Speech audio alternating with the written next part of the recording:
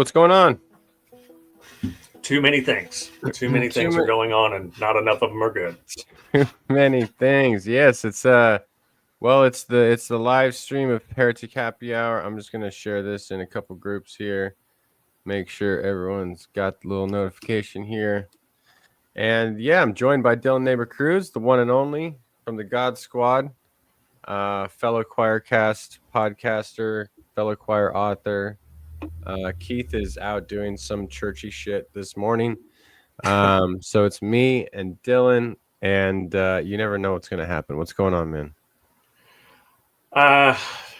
I'm really heartbroken by what's happening in the state that I grew up in, and the way that some people are responding to that tragedy, and particularly people who should know better, by saying that those kids they got what they deserved. Nobody deserves to die because they were lied to, and children didn't do anything to deserve to die, period. So, and I've seen some pretty big names like Ron Filipowski from the Midas Touch Network intimate that people got what they voted for, got what they deserved. And theologically, I can't get behind that. I mean, it's one thing for somebody to go on record and say, I voted for Trump to own the libs, and now I'm getting my health care cut. Well, we did talk about that. Like, people tried to tell you. But Trump lied about Project 2025 and what was in it repeatedly. And cuts to the NOAA were in it. And so if people were lied to, now, again, it's hard to take anybody seriously that takes him seriously. But we're talking about kids who died here. It's no different than saying that children in the Middle East deserve to die because some adults support adults doing stupid shit. And that's not how that works. So I'm pretty disgusted by some of what I've heard.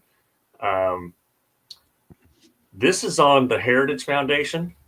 People like Kevin Roberts, who wrote a 900-page document saying, and all throughout that document, they call climate change a hoax. And Trump calling climate change a hoax. And Fox News and Newsmax and One American News calling climate change a hoax. And then people believe that nonsense. Yeah. And we've been talking about climate change for fucking decades now. Forever. I mean, and it's about as close to a consensus as the theory of gravity, that climate change is real and it's caused by humans. So I would love to see states starting to sue the Trump administration for malfeasance or lying and people dying as a result.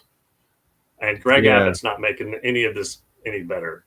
No, he get pissed off. This is the thing, like, you got to remember, like, and I fall into the reductive pattern of, like, I think of myself as in California, and it's like, but I live in a red area in California, right? Like, so, and we have to think of, like, and it never comes down to, like, whether someone's red or blue or this and that. It's never that, but you have to remember, like, people are people. Like, there's people on your team everywhere. There's people on the opposite team everywhere. But at the end of the day, we're humans. And especially, like, children are, Heather says here, children should always be off limits. Absolutely. Yeah. You're not woke or loving. If you're, sorry, I'm choked up on something spicy. Like, you should never, if you're gloating about any of this, like, check your own heart. You know what I mean? Right. Yeah. I get it. A lot of people voted for Trump because he speaks to their fears and their bigotry and their prejudice. That's not what I'm talking about. Those people need to go read a fucking book or 12, right? But children at a camp didn't ask for any of this. They didn't ask for their parents to vote a certain way. They certainly did not ask that weather balloons not be put up, that half of the staff of the National Weather Service or whatever the number was that got cut, and a huge chunk of the budget got cut, and all of those kinds of things. And there were already tornadoes previous to this that didn't have as long a warning as they ordinarily would have had. I think in St. Louis and Arkansas, if I'm remembering correctly. And I grew up in Tornado Alley. You need every second you can get when that kind of stuff is coming. Mm-hmm. You need every second you can get. So on what planet is it reasonable to make cuts to this kind of agency just because you don't like what the scientists say? I mean, it's bonkers. It's absolutely bonkers. And now they're telling the DOD to stop sharing certain information that would help mitigate some of this. And Well, we but have FEMA, I didn't know we had a hurricane season in America. What the? But if they don't care, then I've heard people like I've seen all these memes. And it's like, oh, they got money for this, but they don't got money for that, and they got this, and I'm like, no, they do, but they just. What do we do when they don't like? They don't care. Like we know they don't care. Like this is the Right. This is the tragic irony of it is that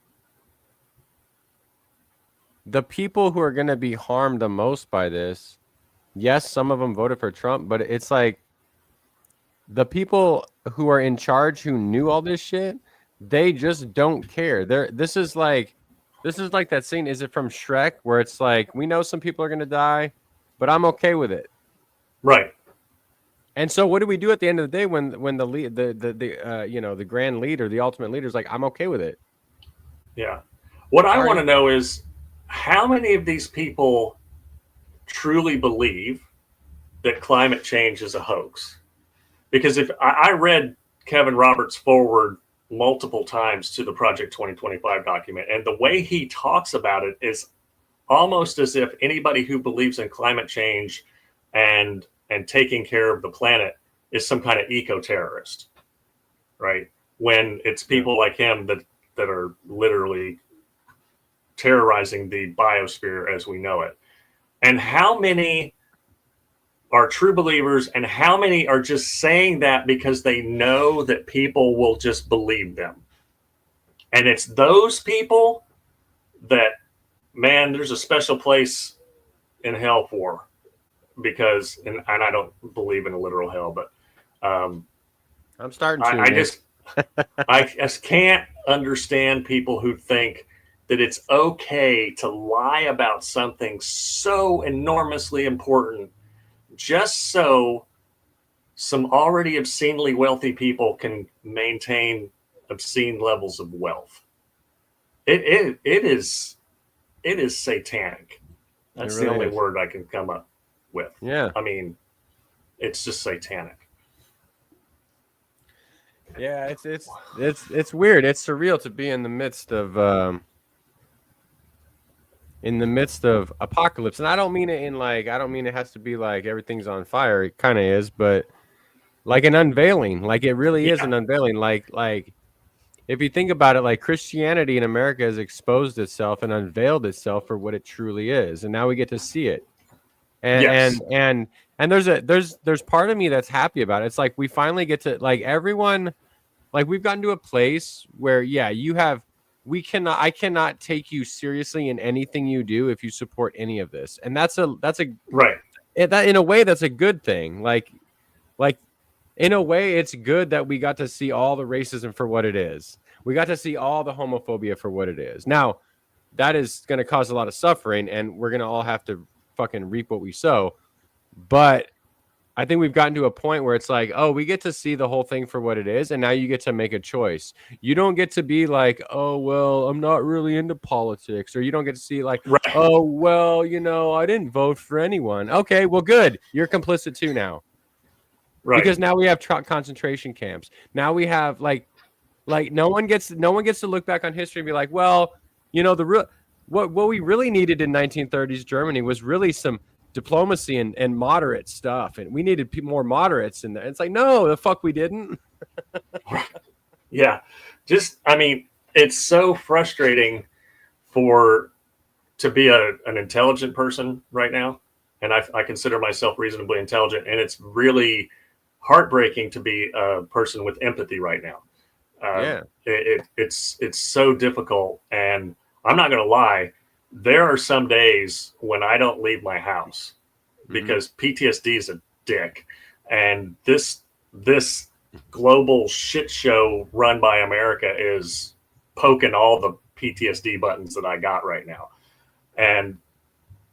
but it hasn't stopped me from speaking out and using my platform, my talents, such as they are, to call this shit out.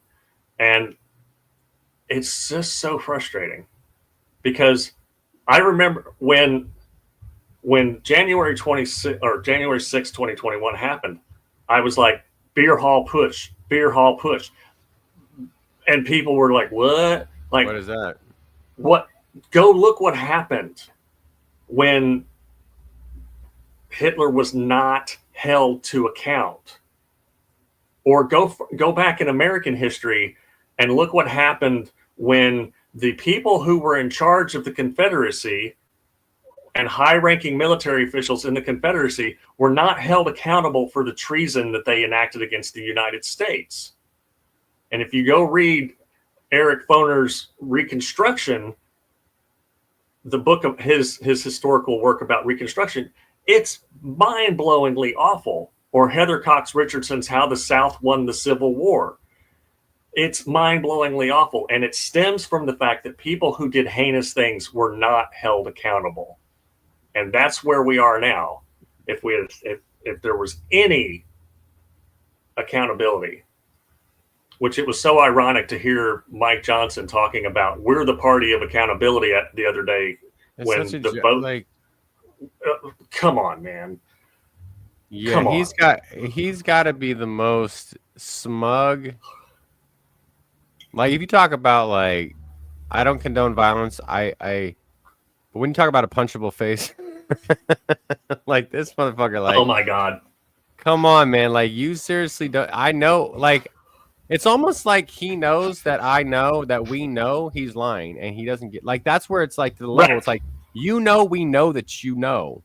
And you still do it. That's where it's like beyond me. Like you literally better hope to God that God is like the God we talk about than the God you talk. Because if you're looking for mercy, you about fucked up. Yeah. Like you better hope that there's not a wrathful God who's against you, because you have done everything in the opposite of what Jesus has asked. You've done everything in the opposite of what your faith claims to believe. Right.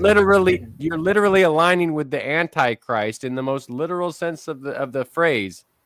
And I don't believe in a figure. I don't believe in a devil who's walking around with a pitchfork. None of that.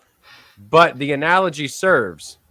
Right. And you better hope God's mercy. It's still going to be uncomfortable, and you're still going to go through hell. I believe that in some sense. But God damn, I swear you're trying to do everything opposite of Jesus. Yeah, and when he went and he started his speech, and I watched the first several minutes of it until I literally felt like I was going to explode into trillions of particles of anger.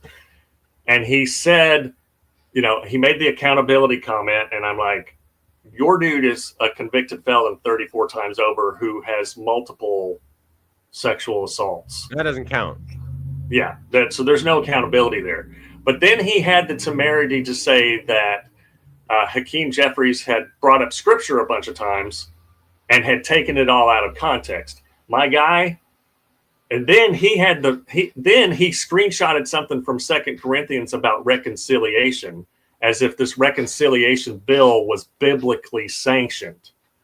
These motherfuckers are so stupid. I mean, there's no context whatsoever where in the Protestant, Orthodox, Catholic, or Ethiopian Coptic canons, none.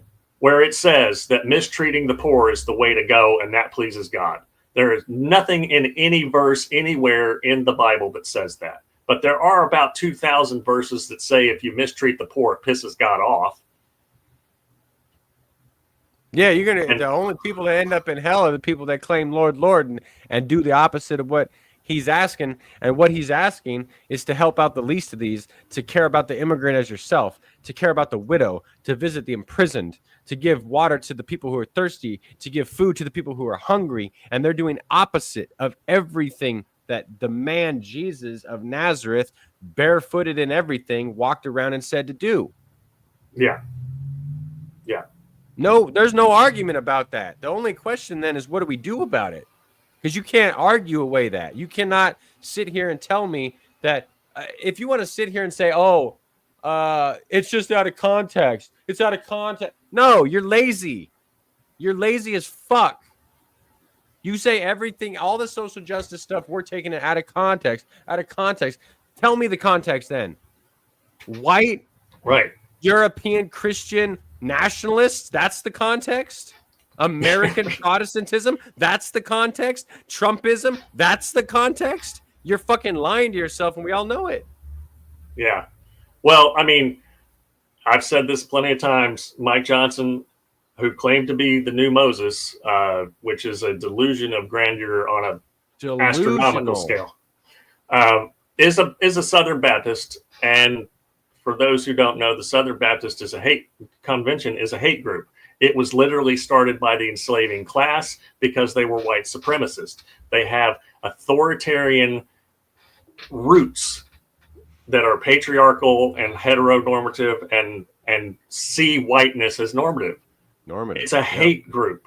Yeah. What they do and say in their churches is so radically awful and contrary to what Jesus taught. And I grew up Southern Baptist, so I know a little bit about it. And it's mind-blowing that they think that they can take a verse from Paul out of context that says something like, you have to believe and therefore you'll be saved, to think that they can just get away with whatever the hell they want because they say they believe in a brown-skinned peasant who was executed as an enemy of the Roman state. And they say that they believe in him as savior, but if you, like you referenced, not everybody who says, Lord, Lord, if you confess me with your mouth, but you don't do shit about it. Right. And they might want to just go sit and read James, which appears to be contradicting Paul, because whoever wrote James, and it's ostensibly Jesus's brother, says things like, woe to you who are rich, and stop showing partiality to the rich, and faith without works is dead. So where I don't see any evidence that they're doing any of those kinds of things from the halls of power, but what I do see is that they're intentionally trying to harm people. We had Rabbi Seth Goldstein on the God Squad about a month or so ago. And he's got a great series of videos on his, I almost said YouTube, what's that? Instagram, where he's talking about this concept, Pikuach Nefesh, which says in the Torah that if people are going to be harmed, you don't follow the law to the letter. You take care of the harm that's being done. And he starts off the videos by saying the government's trying to kill us. People are going to die. And then he goes through all of the things that they're doing to harm us. And it's nail meat hammer with every one of them. Mm-hmm. And these people just don't seem to get it or care. And that lack of empathy is where that whole empathy's a sin nonsense comes from. And I don't see anything like that reflected in the teachings of Jesus, or even in the teachings of Paul, who I have problems with. But I don't see it. Yeah, if you look at the overall thread, the thread that runs through all of the Bible, we can sit here. I got lots of, if you approach the Bible like an inerrantist, I got a lot of problems with the Old Testament. As far as a historical, I got no problems with the Old Testament, because why would I have a problem with any historical document? It's just how you read it. But if you look at the thread that goes through it, ironically, we talk about like, oh, the God of the Old Testament was wrathful. Well, no, the theologies of some people who wrote shit was wrathful. There's a thread that goes through. You got to take care of the immigrant and the foreigner in your land exactly as you take care of the people living in your land. Right. But they want to focus on gay stuff. They want to focus on so-called homosexuality when there's like a couple of verses that you want to talk about context. It's not even possible for them to be talking about what we mean by gay. That's not even historically possible. But they want to focus on that. And they want to have like, Mike Johnson got an accountability partner as his own teenage son or something. Like weird shit like that. And they want to talk about what's in the Bible. Like the Bible says to accept the foreigner as your neighbor. Jesus said, who's my neighbor? Everyone. Yeah. The most despised group that you can think of in that time and place, the Samaritans, that's the neighbor. Yes. And there are 31,102 verses in the Bible, according to the Google machine. And less than 20, I think maybe 25, seem to be talking about homosexuality. They're not in the modern concept of it. But again, 2,000 talk about how you take care of the poor and how pisses God off if you're oppressing the poor. And Jesus is like, no, you can't dip your finger. He can't dip his finger in the water for you because you denied him while he was at your gate.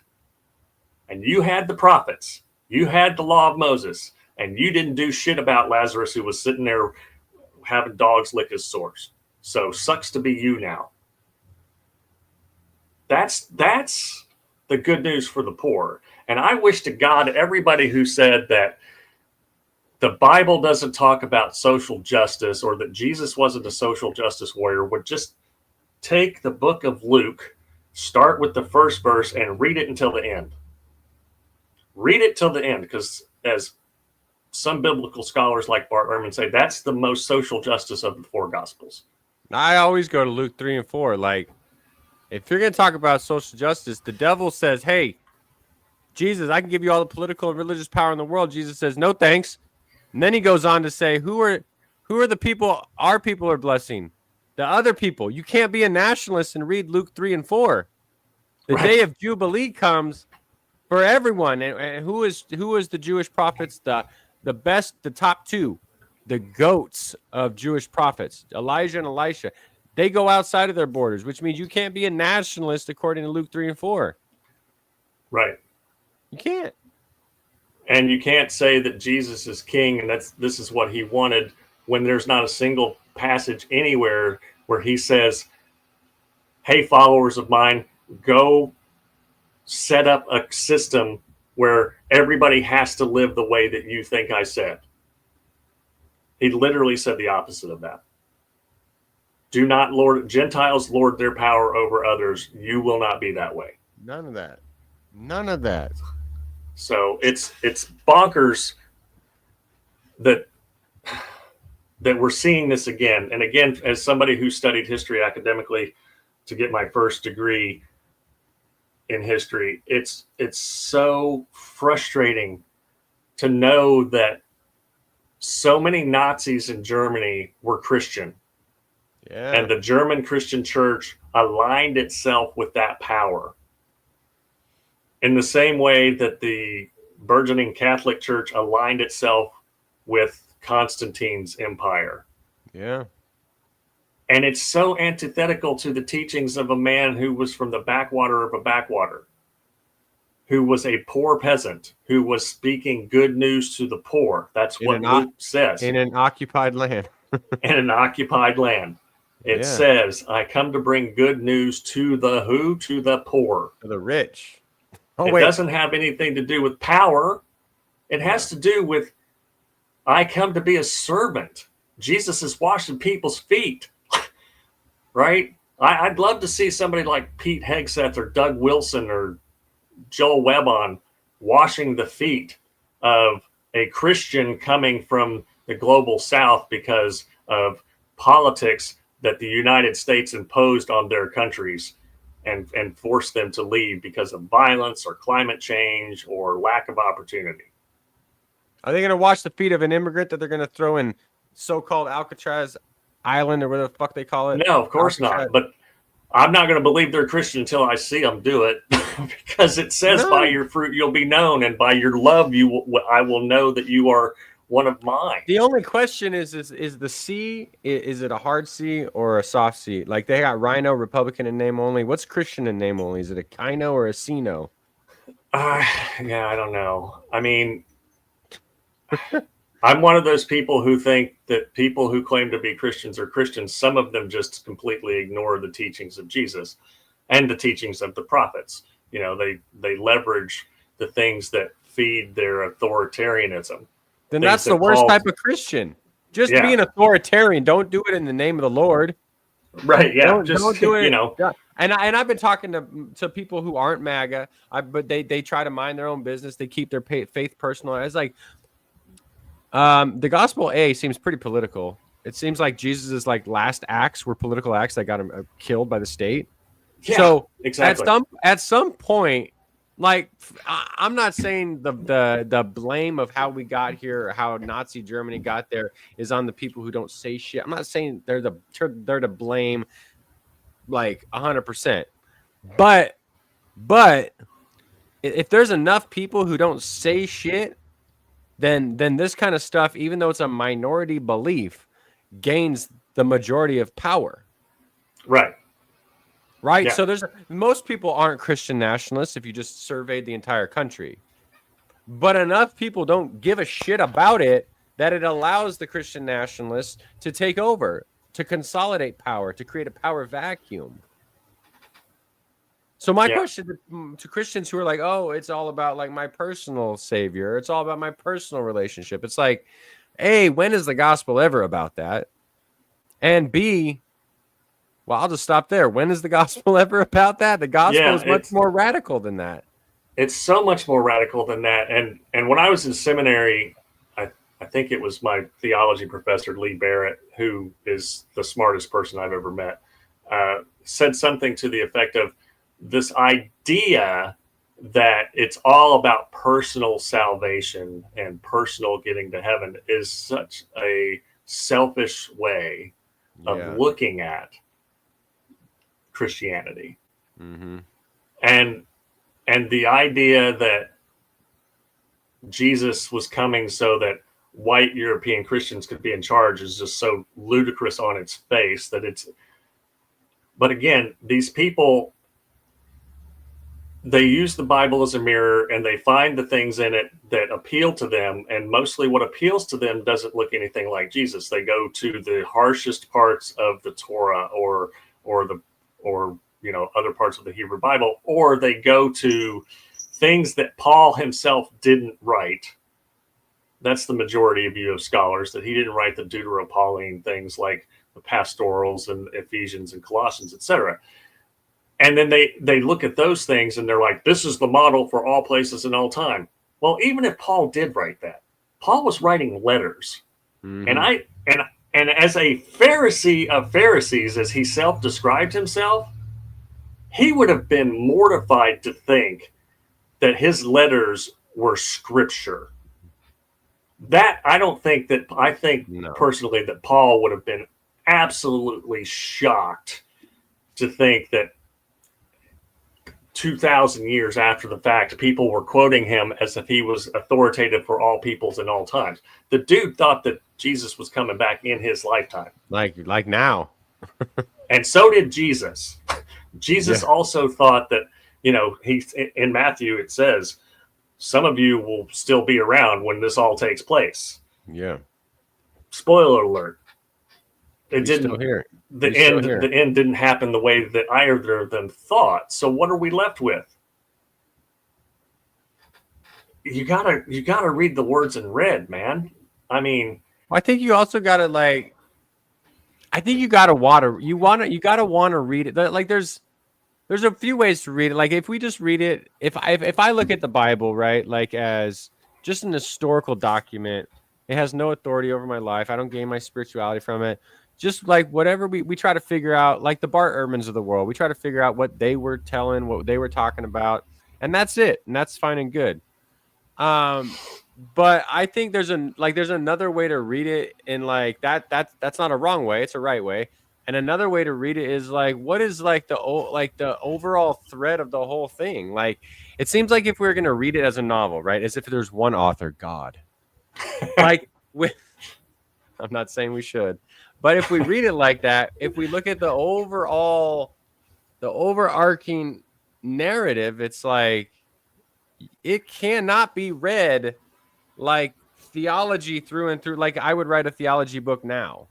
Like there's a story, there's a trajectory, there's 2 steps forward, 1 step back, 2 steps back, 1 step forward. There's Right. argument, there's debates, there's diatribes, there's people not agreeing, but the overall message is always to me like we gotta find the spirit of the law, and the spirit of the law is to love others, to be a servant. That theology starts from below at the foot of the cross, not above, and like God is not omni everything, God is omni servant, right? Right. Like if Luther got anything right, it's that it's a theology of the cross, not like a theology of glory. And Christians today, especially the nationalists, it all starts with a theology of glory. Everything is powerful this, everything is omni that, rather than I'm going to show you what Christianity is by washing the feet of the immigrant. Name me one MAGA Christian who ever talks like that. Yeah, I'll wait. there are zero. What they do is glorify that which shouldn't be glorified. And I think it was Paula White Cain who wrote a book, and Donald Trump's, she's a theological grifter and everything. She's, Trump's faith advisor or whatever. And his name appeared in the book like 2 or 3 times more than Jesus. Now, that should tell you what kind of people they are. Mm-hmm. And what's really scary is that people like Doug Wilson are 2 degrees of separation from the president of the United States. Remind me who he is again. Doug Wilson. Doug Wilson. Not the former San Jose Sharks GM, I'm assuming. No. Doug Wilson is the guy behind the Moscow, Idaho theonomic community of churches, and what is it? CREC, and I always forget what that first letter means. But the REC is like Reformed Evangelical. So he is like a hyper Calvinist. And Doug Hegseth is a member of one of his CREC churches. I think it's Communion of Reformed Evangelical Churches. There you go. Communion of, yeah. And Russell Vogt, 1 degree of separation from the President of the United States. In his Center for the Renewing of America documents, he said, we're going to make Christian nationalism a key priority of the second Trump administration. Joel Webon was one of the contributing authors to the Statement on Christian Nationalism and the Gospel, which is 12 pages of "Are you fucking kidding me with this?" And he is also just a few degrees of separation from the people in power because of that document. Dusty Devers is on there. William Wolfe is on there. A bunch of other people are on there. I read every single passage of scripture that they quoted one day. And literally every single one was taken wildly out of context to justify their theocratic civil magistrates and all this other stupid shit that's in there that looks literally nothing like Jesus. Like if Jesus were to come back and be able to read English, he'd be looking at that going, the fuck is this? Like literally, what is this? This doesn't look like, can you read? And if Paul were writing letters today, he'd be like, I, the Apostle Paul, to the churches of America, what the actual fuck? Yeah. Galatians would look tame. He would just jump right. I mean, he would be like, you motherfuckers. He would excoriate the American evangelical church. Yeah. But that's the scary thing. And Samuel Perry and is it Andrew White, something like that, the 2 sociologists who wrote Taking Back America for God, They said that like 40% of Americans, or it's American Christians, I can't remember which, but might be overall Americans, are at least sympathetic with Christian nationalism. What is the percent? 40.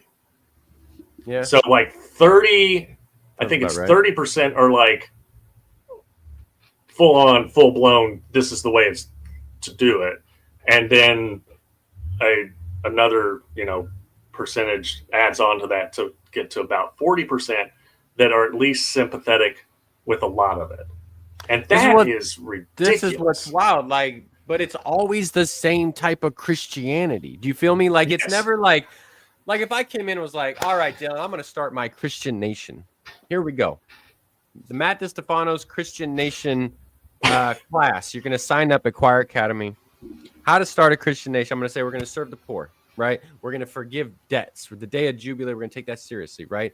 We're going to make sure the least of these always have health care. They always have food. They always got water. They always got shelter. They always got clothing on our back. We're going to take seriously instead of the 10 Commandments, we're going to have the Sermon on the Mount. We're going to have the Beatitudes. Blessed are the meek, the humble, the poor. Right. You're gonna be like, this is never what they talk about when on the Christian part of the Christian nationalism. It's never that, right? It's never that. Yeah, it's never ever that. Never Christian. It's never actually Christian. It's just nationalist, and it's white nationalism. Yeah, it's profoundly frightening that there are dispensationalists and dominionists who are white Christian nationalists. And then there are Catholic integralists like Leonard Leo, who stacks the Supreme Court. And Leonard Leo apparently thinks that everybody should follow Catholicism, whether they like it or not. And then there's the New Apostolic Reformation types who are the sort of neo-Pentecostal movement, and they're quote unquote colorblind. They have people who are Asian and Latinx and African American as part of their New Apostolic Reformation dominionism. So they're like, we're embracing diversity in terms of ethnicity or skin color, but we still think that everybody needs to live according to our New Apostolic Reformation nonsense, while the white Christian nationalists like Joel Webon and Doug Wilson, who wrote an essay called Southern Slavery as It Was, and said that it was basically benign and that the slaves were pretty cool with everything. Those kind of idiots. And then you've got the integralist Catholics like Leonard Leo and probably Kevin Roberts, he's Catholic, all coalescing to come up with this idea of a Christian theocracy. But they've all got radically different theological ideas that people used to kill each other over. So what happens if they get their fever dream, goals met? When do the Leonard Leo faction and the Kevin Roberts faction start arguing with the William Wolfs of the world about the perpetual virginity of Mary and the transubstantiation of the bread and wine? Because people used to literally have their heads chopped off over this stuff. This is European History 101. So when does that start happening?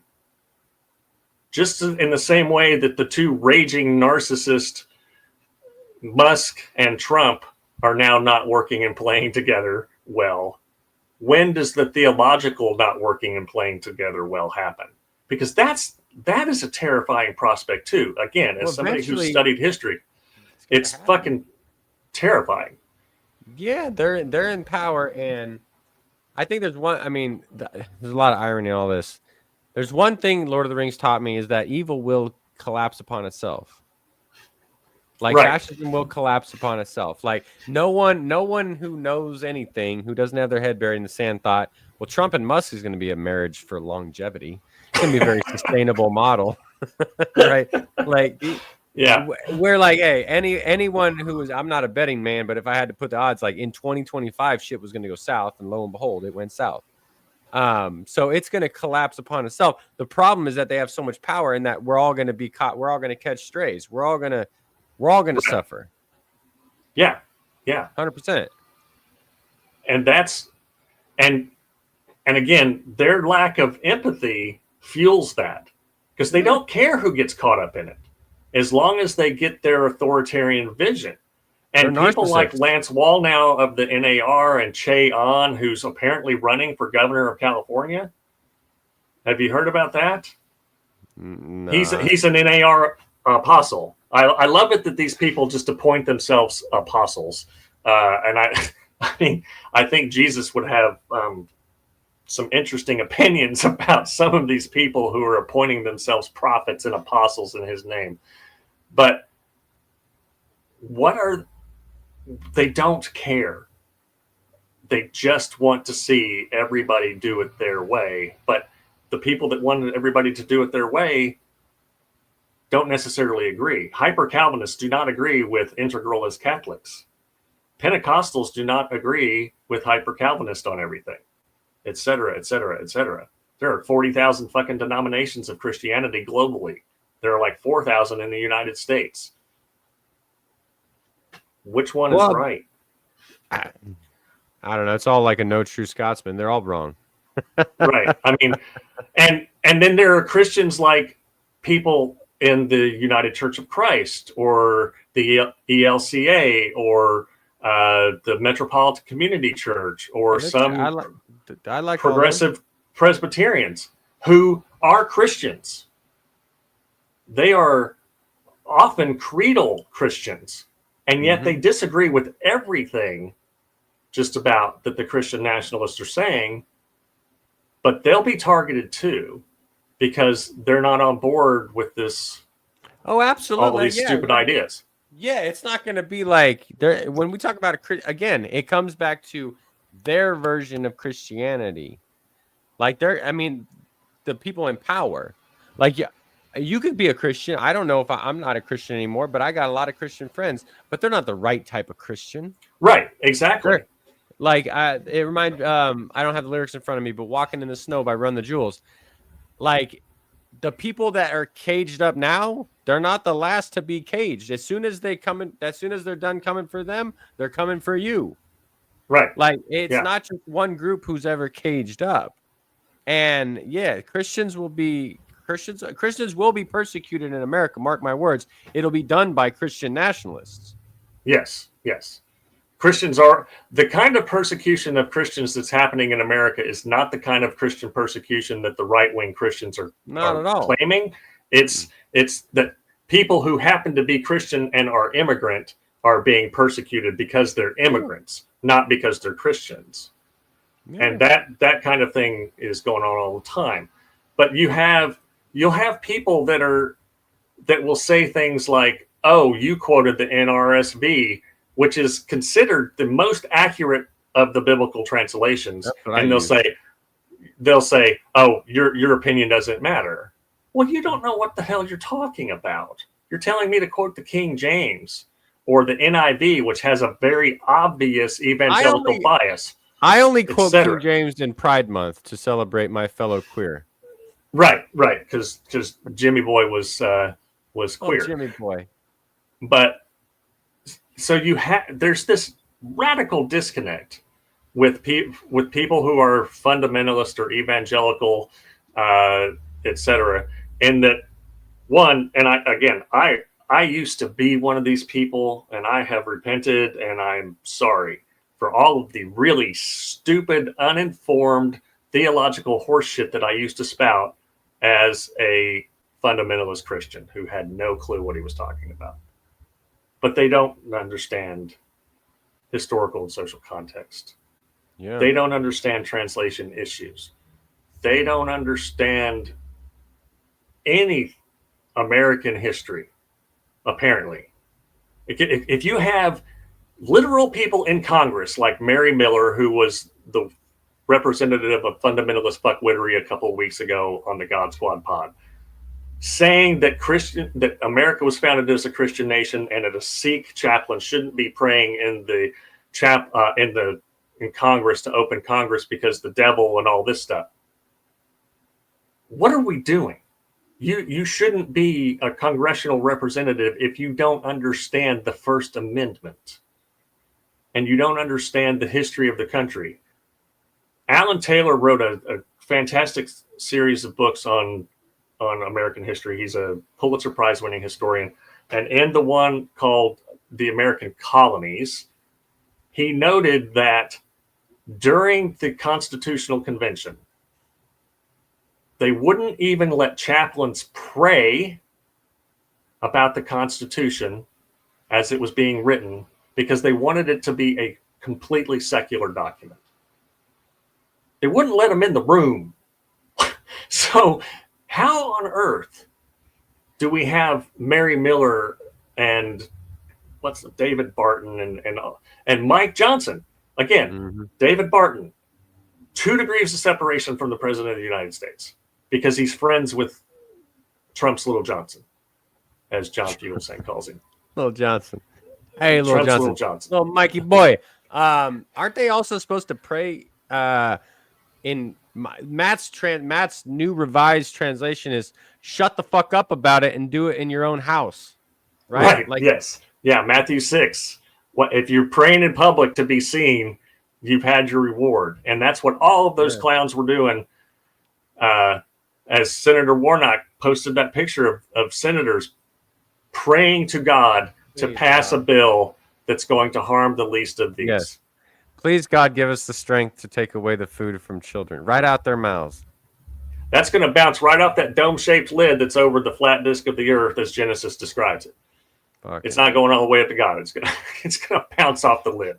Well, you know what I've been thinking lately, though? Like, okay, so I don't know what I feel about this. Might derail the conversation, but we're actually almost at 50 minutes, so it doesn't matter anyway. This to me, like, it just seems like when you watch so many people desecrate God, spirituality, Jesus, all the good stuff of the faith, that there is some good stuff for sure. Don't you think, like, when it's all said and done, there has to be some kind of afterlife in order to be some kind of justice? Like, to watch all these motherfuckers just get away with things forever and ever and ever, and then they just, like, die like the rest of us. That just seems like some fucked up shit, man. Like someone's got to get some comeuppance eventually. That. Or am I just being a dick? Am I the asshole? No, because it's completely valid that we want justice. Yes, and I don't mean people got to get their ass kicked. I don't mean we should take. I don't mean like Mike Johnson's children should go hungry either. That's right, the thing. exactly. We want more for MAGA folks than they want for themselves. Believe me, I want everyone to be fed. I want everyone to have health care. I'm not gonna say who'd you vote for? Oh, you don't get health care because you're MAGA. I'm not gonna ever say that. But for the people who take food out of the mouth of children, at some point they got to get the backhand of God at least. Right. I mean, that's the idea. We want justice. I would hope that it would be the justice of reconciliation. Sure. But at the same time, as a former Marine, I want to throat punch that little shit. I mean, metaphorically, but the former Marine in me wants to locate, close with, and destroy my fucking enemy, which was the first thing that we were taught, when I was in the Marines. But so there's an idea, and it shows up in the religions that have reincarnation. If you're a total jackass, and then you're going to come back, and boy, things are going to be fucked up for you. And of course, in the ideas from Zoroastrianism and Greek philosophy, we come up with what became the concept of eternal conscious torment. And I don't think that anybody should be eternally consciously tormented. No. Even the King of Belgium, who committed a horrific genocide of Africans, or Hitler. But yes, I would love to see people like Mike Johnson get their comeuppance in some kind of way and repent. So if I And ever repent. do pray for Trump, and in one of my books, one of my collected essays of tattooed theologian, there is a prayer for Trump, and it goes something like this: I pray that he repents and that he recognizes that what he has done is so heinously awful that he has a metanoia and then stands in front of America and goes, "Oh my God, I was Fucked up. wrong about everything. I'm Yeah. so sorry. Here's what I'm going to do to fix it." Step That's down. what I Step one. pray. That's what I pray would happen. Yeah. But what I really pray would happen is that people would stop falling for the kinds of ideologies that harm others. Fascists Yeah. are never, ever, ever the good guys. Never. Never. And as Kevin Cruz, he's a professor at Princeton, the other day, he was talking about the denaturalization, and he goes, "Can we? Are we still arguing that this is fascism?" You know, and because of a document that came out that was talking about denaturalizing U.S. citizens, Yeah. and one of the 10th thing that it said, the 10th reason that somebody could be denaturalized was so vague as to be intentional that we can just Intentional. denaturalize anybody we don't like. Do you know what it is? Do you have it in front of you? I do not have it directly If you directly in front find of me, it, but I if can you find can it. find it in the next sec, this is a part of the I feel like this is what Trump's always done though. Like it's like say things that are so vague that it kind of like it allows you to tiptoe over the issue. It allows you to kind of bob and weave like, oh, I didn't say that. I said this. I didn't say that. I said, and it's like that's what they do. Wait, they could say, oh, we're gonna deport bad people. Right. Well, at one point, what's his motherfucking name? Lindsey Graham, or it might have been one of the other ones, said like, "There's no good people that smoke weed." I was like, "You know all of us?" Right. So it's like, Yeah. who are the bad people? Whoever you call bad, people Right. who call you out, who hold your feet to the fire, who what challenge you? That's a bad person. Someone who what? It just becomes All of the people who have some kind of disability and have a medical card, like me, are we bad people? Because motherfucker, that helps me stay alive. Because yeah. PTSD, as I mentioned, is a dick. Um, you know, so And not to mention, they were all about don't tread on me forever, as far as I remember. oh These are the yeah, same. These yeah, are the yeah, same people back in the day that had that stupid ass yellow flag. And in theory, I suppose I can get on board with it. I don't want the state telling people what the fuck they can do with their own self, ever. And I thought that they wanted that too. And then they went from "Don't tread on me" to "Yes, Daddy, more," which the irony of that, because they're also homophobic and they start calling this man daddy all the time. This shit is just too weird. It's too weird. Can't handle yeah. it. Well, the document, I just found it, and it's a memorandum from the U.S. Department of Justice Civil Division, and it's got multiple headings, and one of them is ending anti-Semitism, and that came out just a few days before Trump used an anti-Semitic slur, because Right. it's not really about ending anti-Semitism. It's about don't criticize Israel. Don't criticize Israel. Right. Yeah. And then it says under heading number 5, they're prioritizing denaturalization, may institute civil proceedings to revoke a person's U.S. citizenship if an individual either illegally procured naturalization or procured naturalization by concealment of a material fact or willful misrepresentation, etc. Then it gives 10 reasons that somebody could be. And the 10th one is any other cases referred to the civil division that the division determines to be sufficiently important to pursue, which is why Trump started talking about denaturalizing Mamdani and Elon Musk. Now, we know Musk lied, but Well, hey, look, I'm not. I mean, as far the old school rules, didn't he get some sort of like education visa to come here, and then he didn't use it for education? So technically, Right? Yeah, but I he mean, technically. the hypocrisy is that they don't mention this until Musk isn't on their team anymore. They were Right. totally cool with Musk when he was helping them win the election, and then they fell out like we all predicted they would, and now we want to talk about it. Yeah. Yeah. And they don't like Mamdani because He eats rice with his talking. hands. Well, yeah. Because I've never eaten a starchy food product with my hands before, ever. This is the racism of it, though. He eats rice with his hands, so it's different. But we're going to celebrate a hot dog eating contest in America. Right. Or I'm going to eat French fries with what? My hands. It's a different starch, you idiots. Like, come on. It's just racist. It's a dog just whistle, it's except racist, through a pure and bullhorn. simple. Yeah. Yeah. And one of the congressmen who pointed that out and was like saying it like a racist is married to an Indian woman who grew up doing just that. For real. And it's just like that congressman who voted to kill any kind of recognition of same-sex marriage. And then on the same day that he voted that vote, he went to his son's same-sex wedding. These people have no shame whatsoever. It's mind-blowing in its brazenness. It's the banality of evil. It is. Did you see Doa Deer mentions Melania? Bye Melania. Did you see their kiss the other day? Oh no, I didn't see that. Oh God, it's classic. Trump's going in with his big puckered lips and like she has this like awkward. She never moves her mouth like this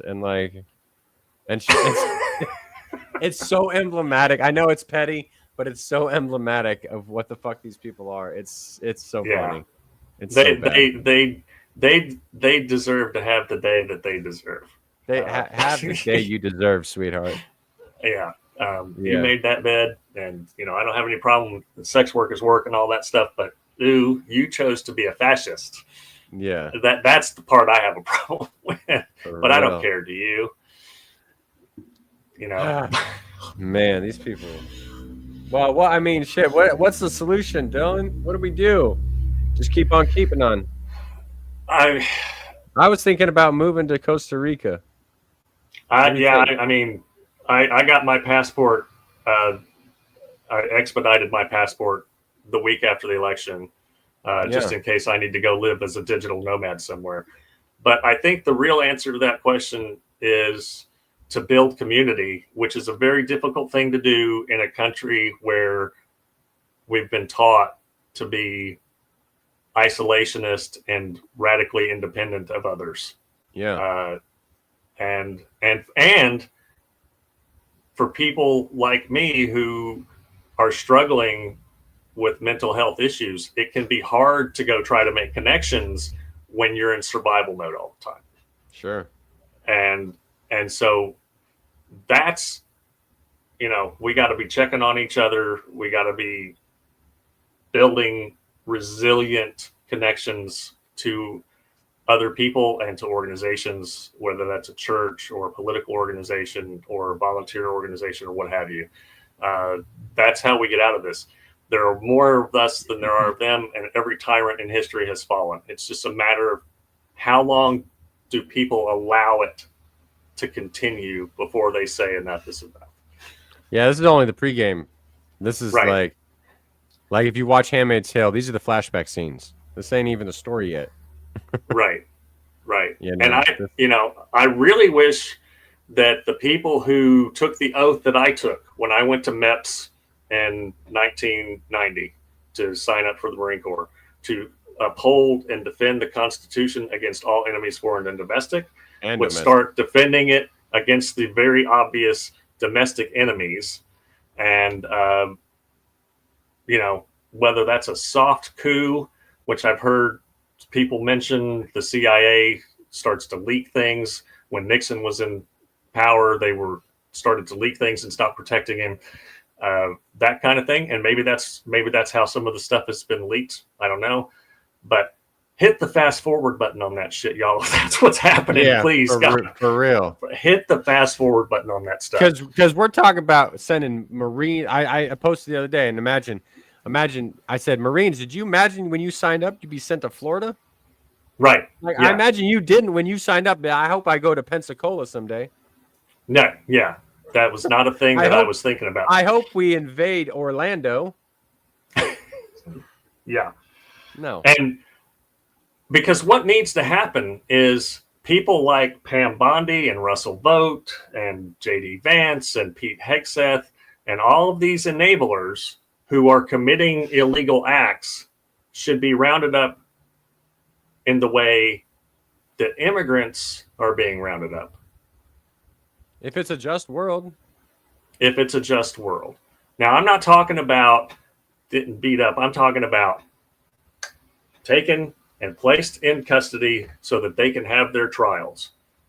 Yeah. Because obviously what they've done is illegal. It's illegal. Across the board. Donald Trump, that should have happened to Donald Trump. We're talking about a felon. Remember? Convicted felon. Yeah. Like, you want to talk about justice, there's people still in jail and in prison for weed. You want to talk about justice. So, yeah, we're never talking about violence. We're never talking about kidnapping like what they're doing. We're not talking about that. We're talking about a rule of law. Everyone has due process, even the people we don't like. Accountability, justice for all. That includes the people. That includes, when it says justice for all, it's justice for all. Whether you're the lowest of the low or the top of the top. Yeah. I had to say that when I was in elementary school damn near every day. Yep. When I recited the Pledge of Allegiance, which I would no longer do, but hell no. When I was a kid, I didn't have a choice ostensibly, but liberty and justice for all. You don't get to tell me that as a kid and inculcate that into my being, and then also have me read the Bible where it says to love your neighbor and enact the golden rule, and then expect me not to do that. Right. You taught us this. Like, why are you mad now that we're actually acting it out? Like, I'm just quoting your guy. Yeah. your guy who's not a white American European dude. I'm quoting him. Should have picked a different guy if you didn't want me to follow him. Yeah, exactly. Well, Dillon, thank you so much. Everyone listening, I encourage y'all, if you're not listening to the God Squad pod, how many episodes are you on now? Over 50. You've been going at it a year, so congratulations on that. Yeah. But you got a couple books out too, right, with choir? Yep.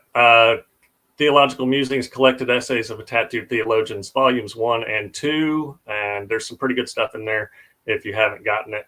And if you have read it, leave a review. That helps. That always helps. Yeah. Yeah. And whatever you do, compost white supremacy, because white supremacy is horseshit, and the best thing you can do with horseshit is compost it. Let me ask you about that, because when I think white supremacy is dog shit, and I don't compost my dog shit. I do compost horse shit, but not dog shit. Well, all shit can be composted. You just have to wait 2 years before you can use it.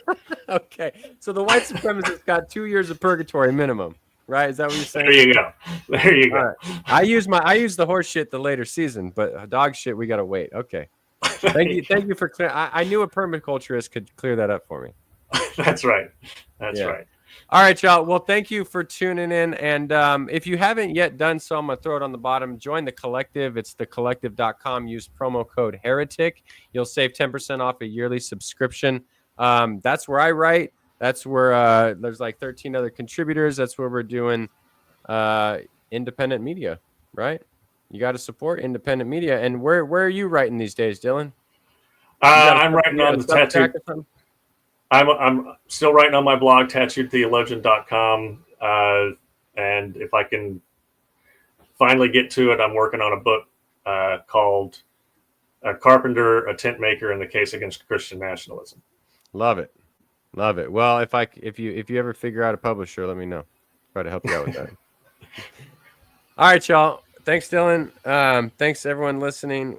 We got something coming up on Tuesday. What do we have? We got an episode coming up on Tuesday. It's something about how do you find meaning without faith. Yeah. And then hopefully Keith will be back next week. I hope. I don't know what happened to that guy. Whatever happened to that guy? All right, we'll see you. He's a busy man. He's a busy man.